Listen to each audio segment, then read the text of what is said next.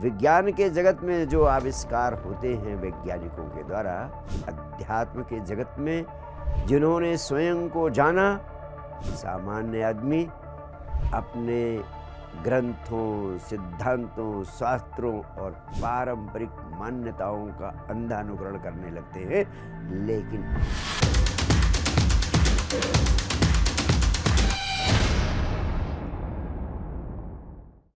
अध्यात्म मनुष्य के जीवन का आंतरिक आयाम है जो स्वयं की खोज से संबंधित है। इसे वास्तव में शब्दों में परिभाषित नहीं किया जा सकता, लेकिन इसे बड़ी सरलता से समझा जा सकता है। इसे मनुष्य के अंतर का विज्ञान, साइंस ऑफ द इनर कहा जा सकता है। संक्षेप में इस संपूर्ण अस्तित्व को दो भागों में विभाजित किया जा सकता है।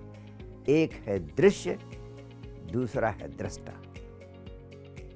दृश्य यानी वह संपूर्ण पदार्थ का जगत जो हमें दिखाई पड़ता है। उस पदार्थ के जगत के अलावा इस अस्तित्व में दूसरा आयाम है, उस पदार्थ के जगत को देखने वाला, जिसे दृष्टा कहते हैं। ये देखने वाला कौन है?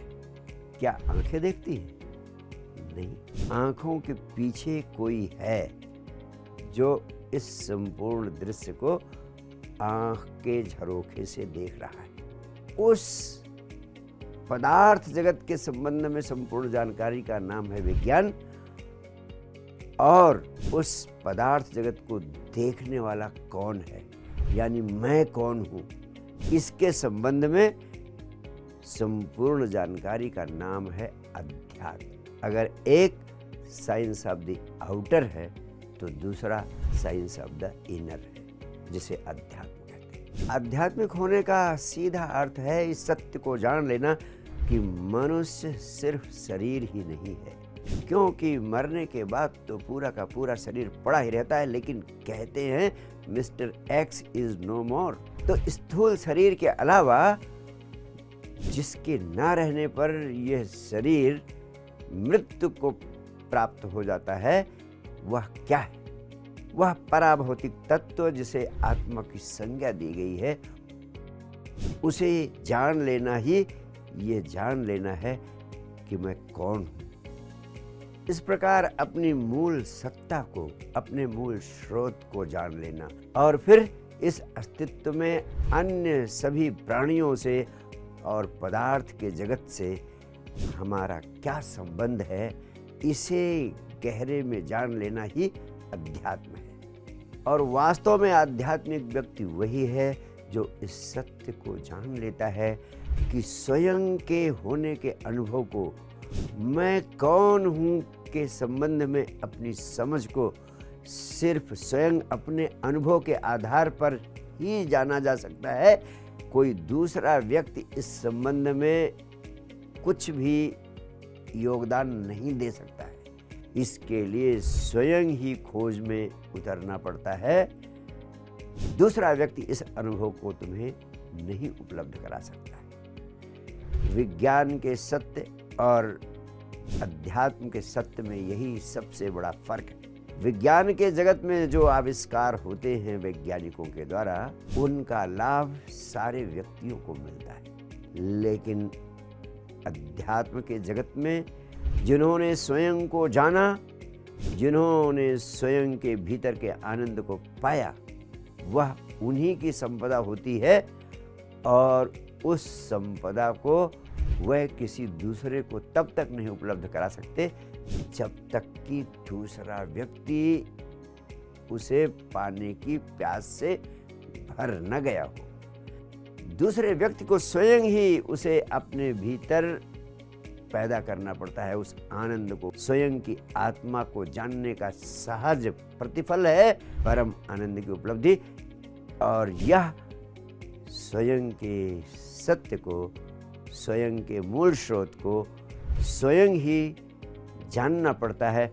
और जो व्यक्ति इस यात्रा में स्वयं को संलग्न कर देता है, वही व्यक्ति आध्यात्मिक है, जो मान लेने पर नहीं, जान लेने पर जोर देता है। सामान्य आदमी अपने ग्रंथों, सिद्धांतों, शास्त्रों और पारंपरिक मान्यताओं का अंधा अनुकरण करने लगते हैं, लेकिन आध्यात्मिक व्यक्ति अपने अनुभव के सत्य को ही सत्य मानता है और स्वयं के अनुभव को प्राप्त करने की दिशा में तब तक सक्रिय रहता है जब तक कि स्वयं के अनुभव को उपलब्ध नहीं हो जाता है। इस संपूर्ण जगत में अध्यात्म के पतन का एक ही मूल कारण है कि लोगों ने बिना जाने ही मानना शुरू कर दिया, और जो बिना जाने मान लेता है वो जिंदगी में कभी जान नहीं पाता है और बिना अनुभव किए ही संसार से चला जाता है। इस प्रकार पुनरपि जननम पुनरपि मरणम का चक्र चलता रहता है, वह इस चक्र के बाहर नहीं निकल पाता है। और अंत में कहना चाहूँगा कि आध्यात्मिक व्यक्ति वही है जो आत्मा के तल पर जीवन जीने के अनुभव को प्राप्त कर लेता है। सामान्य व्यक्ति अपनी पूरी जिंदगी में शरीर के प्रति तादात्म्य स्थापित कर लेते हैं, विचारों के प्रति,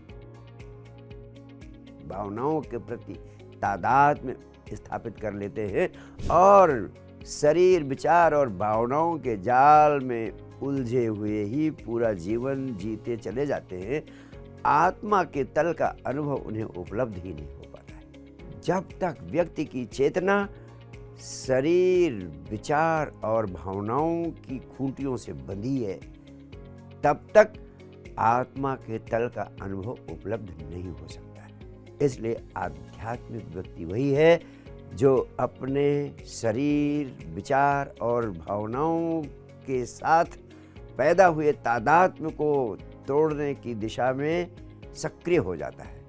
और इन तीनों खूंटियों से मुक्त होने के लिए आध्यात्मिक व्यक्ति अपने जीवन में ध्यान और जागरूकता के माध्यम से साक्षी भाव में जीने की कला का अभ्यास करता हुआ आध्यात्मिक व्यक्ति इन खूंटियों के बंधन से मुक्त हो जाता है और अपनी आत्मा में प्रवेश करने में सक्षम हो जाता है। इन तीनों तलों पर तादात्म्य मुक्त होकर आत्मा के तल पर जीने की कला को सीख लेने वाला व्यक्ति ही बुद्धत्व को, निर्वाण को या कहें आत्म साक्षात्कार को उपलब्ध हो जाता है।